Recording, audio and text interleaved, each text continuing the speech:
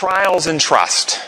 Trials and trust. This goes back now to our spiritual. Understanding this oxytocin. Understanding trusting someone with your life, with your circumstances, causes oxytocin shifts. Read this in the scriptures, 1 Peter. In this you greatly rejoice, though now for a little while you may have had to suffer grief and all kinds of trials. These have come so your faith, what's another word for faith?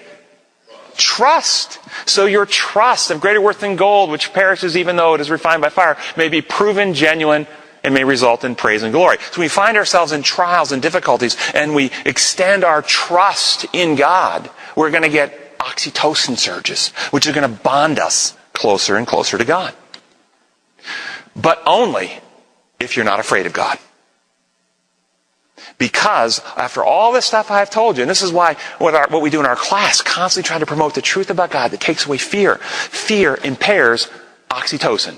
Activities that decrease oxytocin is stress, adrenaline, cortisol, your fear, hormones impair the release of oxytocin. That's why if somebody is giving you a massage, but they are maybe like some rapist and some like perverted thing and you've got a gun to your head, you're not going to get oxytocin surges, okay? Fear is like suppressing that whole thing. And that's a good thing. You wouldn't want to bond to your rapist, right? Okay? So it's good it's designed this way, but spiritually, if we have fear of God, it impairs our union, our unity, our oneness with Him.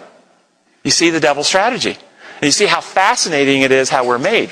So, relational trauma and non-relational traumas of any kind, increasing fear, impairs oxytocin surges. Pain, both physical and emotional pain, impair or suppress oxytocin surges. And then drugs. Every illegal drug suppresses oxytocin. Especially narcotics. Narcotics suppress oxytocin. But in addition to suppressing oxytocin, amphetamines and cocaine damage the pleasure centers, the dopamine centers of your brain. And so what this means is, and the meaning of all this, what's the importance of it? That the best sex occurs in a healthy, loving marriage. That's what it means. Because the best sex happens when there's very little stress, very little anxiety, very little worry, very little pain. None of this partying out on the street and picking somebody up in a bar. When a loving, trusting relationship. So what does this mean for our bonding with God?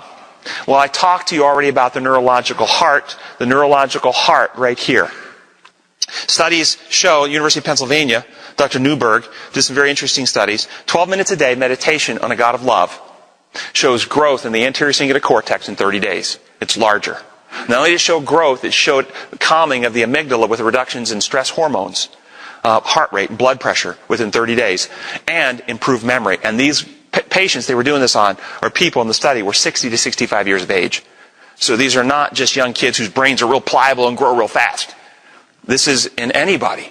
And if you remember what Ellen White said, that it would be good for us to spend a thoughtful hour a day contemplating the life of Christ, especially the closing scenes. And what are the closing scenes of the Christ life trying to reveal to us, except the most powerful revelation of other-centered, self-sacrificing love? And as we contemplate that kind of love, our love centers in our brain grow and our fear is reduced.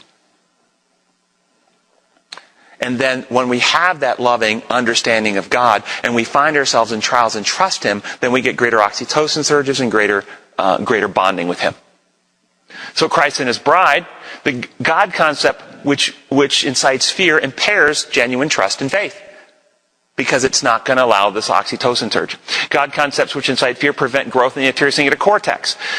Worshipping a God of love causes the anterior cingulate cortex to grow, and circumcision of the heart by the Holy Spirit is a literal change in brain wiring that comes when we come to the truth about God and trust Him. We bond with God. I think that's pretty cool.